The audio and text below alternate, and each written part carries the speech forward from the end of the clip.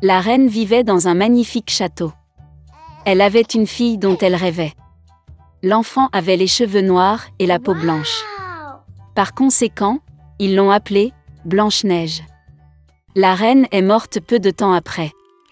Le roi n'a pas pleuré pendant longtemps. Un an plus tard, il a amené une nouvelle reine au palais.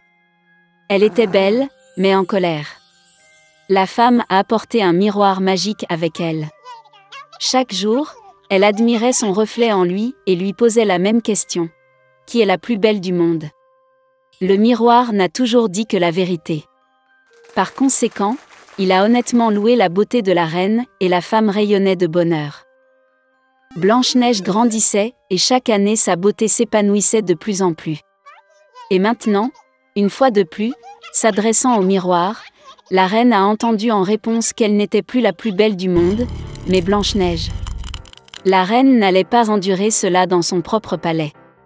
Elle a ordonné à son fidèle serviteur de conduire la princesse dans un fourré impénétrable et de la tuer. Mais le serviteur ne pouvait pas, même pour l'amour de la reine, tuer la douce fille. Il a amené la princesse dans une forêt sombre et l'a laissée partir. Et lui-même retourna au château et dit à la reine qu'il avait suivi son ordre. Pendant longtemps, la princesse a erré dans la forêt. En chemin, elle était aidée par toutes sortes d'habitants de la forêt.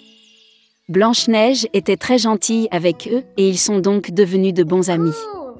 Vers le soir, la princesse est tombée par hasard sur une petite maison. Elle y entra et vit qu'il n'y avait personne dans la maison. La table était dressée pour cette personne et il y avait 7 lits bébés dans la chambre. Et tout dans cette maison était très petit. Par conséquent, Blanche-Neige s'est rendue compte que cette petite personne vit ici. Après un long et difficile voyage, elle se coucha sur l'un des lits et s'endormit profondément. Les 7 nains sont rentrés chez eux tard dans la nuit. Ils ont été très surpris par l'apparition d'un invité inattendu. Dormir Blanche-Neige était si charmant que les nains ont décidé de la laisser dormir et ne l'ont pas réveillée. Le matin est venu. Blanche-Neige s'est réveillée, a vu les 7 nains et a eu peur. Mais ils étaient affectueux avec elle, et la fille a raconté son problème. Ils ont tout de suite aimé Blanche-Neige et les nains l'ont invitée à rester avec eux. De plus, elle a accepté de s'occuper de la maison, cuisine, lavage et nettoyage. Chaque matin, les gnomes allaient dans les montagnes pour extraire de l'or et des pierres précieuses, et revenaient tard dans la nuit. En partant pour le travail, ils ont averti Blanche-Neige afin qu'elle ait peur de la méchante belle-mère et n'ouvre pas la porte à des étrangers. À ce moment, la reine, comme d'habitude, se rendit dans la pièce secrète pour parler au miroir magique. Mais le miroir a soudainement dit qu'elle n'était pas la plus belle du monde, mais Blanche-Neige. Que la princesse est toujours en vie et vit avec les gnomes dans la maison. La reine est devenue très en colère et a décidé de s'occuper elle-même de Blanche-Neige. Elle est allée dans une pièce secrète et y a cuisiné une pomme venimeuse. C'était très beau à l'extérieur, mais si quelqu'un n'en mangeait ne serait-ce qu'un morceau, il mourrait certainement. Quand la pomme fut prête, la reine se changea en ancien marchand et vint à la maison des nains. En voyant la douce vieille femme, Blanche-Neige se sentit désolée pour elle. Elle ne se douta de rien et quitta la maison.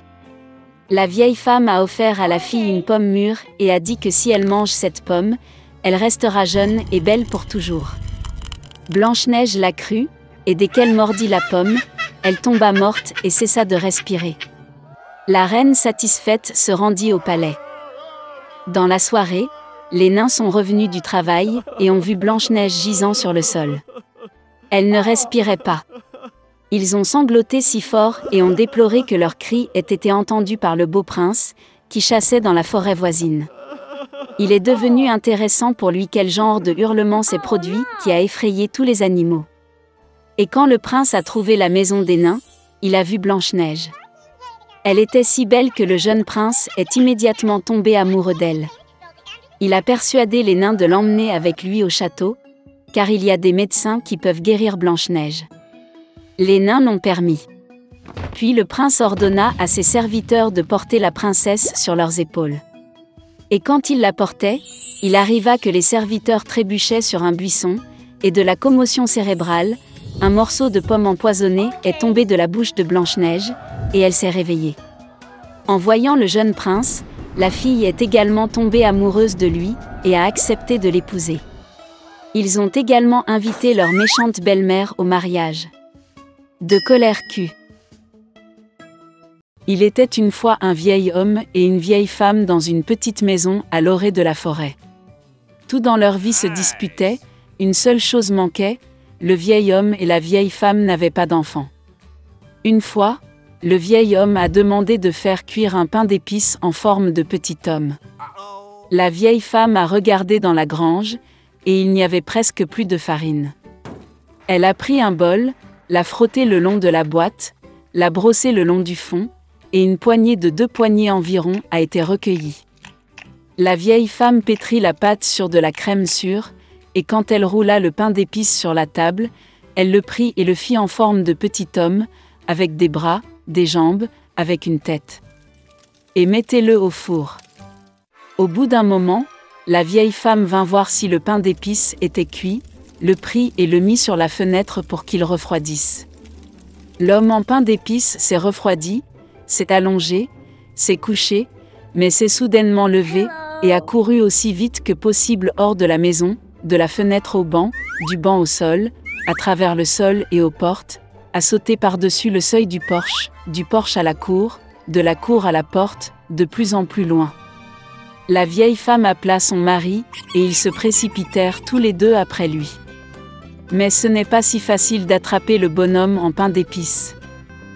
Maintenant, il a déjà atteint le champ où les paysans battaient leur récolte.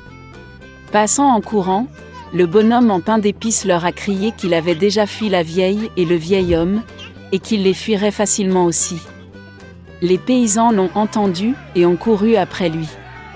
Mais, peu importe la vitesse à laquelle il courait, ils ne pouvaient pas le rattraper. Un bonhomme en pain d'épices a couru jusqu'au champ où les tondeuses tondaient l'herbe. Passant en courant, il leur a crié qu'il s'était déjà enfui de la vieille femme, du vieillard et des paysans, et il les fuirait facilement aussi. Les tondeuses ne pouvaient pas supporter un tel ridicule, tout le monde se précipita après le bonhomme en pain d'épices. Ils courent aussi vite qu'ils le peuvent, mais ils ne peuvent pas rattraper. Et vers le petit homme, la vache marche, il lui a crié qu'il s'était déjà enfui de la vieille femme, du vieil homme, des paysans et des faucheuses, et qu'il la fuirait facilement aussi. La vache s'est fâchée et s'est aussi précipitée après le bonhomme en pain d'épices. Seulement, il ne peut pas rattraper. Et un cochon le rencontrait. Le petit homme a crié qu'il avait déjà fui la vieille femme, et le vieillard, et les paysans, et les faucheuses, et la vache, et il la fuirait facilement aussi. Un cochon hurla et courut après. Seulement, elle ne put rattraper son retard, elle était trop grosse. Un bonhomme en pain d'épices court le long de la route et un lièvre le rencontre. Le petit homme a dit qu'il s'était déjà enfui de la vieille femme, du vieillard, des paysans, des tondeuses, de la vache et du cochon, et il le fuirait facilement aussi. Le lièvre entendit cela et courut après lui. Il ne peut pas non plus rattraper le petit homme, seul le lièvre l'a vu. Un bonhomme en pain d'épices court et un loup le rencontre. « Je vais vous manger », dit. Et le petit homme lui répondit qu'il avait déjà fui la vieille femme, et le vieillard, et les paysans, et les faucheuses, et de la vache, et du cochon, et du lièvre, et il le fuirait facilement aussi. Le loup grogna et se précipita sur l'homme en pain d'épices, et il esquiva et courut aussi vite qu'il le put. Seul le loup l'a vu. Un bonhomme en pain d'épices court et un énorme ours le rencontre. Son petit homme n'avait pas peur, mais criait qu'il avait déjà fui la vieille femme, et le vieil homme, et les paysans, et les tondeuses, et de la vache, et du cochon, et du lièvre, et du loup, et il s'enfuirait facilement de lui aussi. Un ours féroce lui tapa du pied et courut après lui. Mais l'ours était trop lent pour rattraper le bonhomme en pain d'épices. Un bonhomme en pain d'épices court et un renard le rencontre. Le renard était très rusé, mais le petit homme ne le savait pas. C'est pourquoi, Par habitude, il se mit à crier qu'il avait déjà fui la vieille femme, et le vieillard, et les paysans, et les faucheuses, et de la vache, et du cochon, et du lièvre, et du loup, et de l'ours, ce qui signifie il la fuira facilement aussi. Le renard a écouté la fin, et a dit qu'elle était très vieille, n'a rien entendu. Elle s'approcha du petit homme et lui demanda de le répéter. Obéit à son idiot de bonhomme en pain d'épices et recommença à se vanter. Le renard a écouté la fin, et a dit qu'elle n'avait toujours rien entendu. Elle s'approcha encore plus du petit homme et lui demanda de le répéter. Le bonhomme en pain d'épices a accepté, et alors seulement il a recommencé, alors que le renard se jetait sur lui, et mangeait.